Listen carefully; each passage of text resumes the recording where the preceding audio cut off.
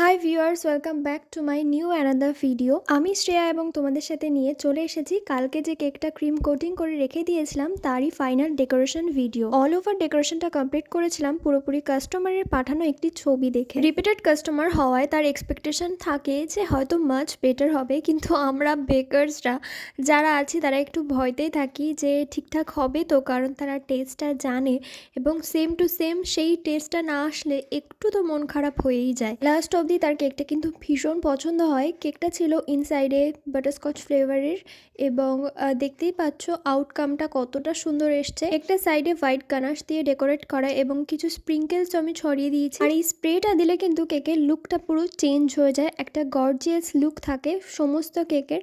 এই যে আমার কেকটা ডান, তোমরাই কমেন্টে বলো যে তোমাদের কেকটা কেমন লেগেছে। হুইপ ক্রিম দিয়ে যে পাতাগুলো করা তার কালারটা কিন্তু আমার মারাত্মক সুন্দর লেগেছে এবং কেকটার উপরে ভীষণ ফুটেছেও। তোমরা কি বলো?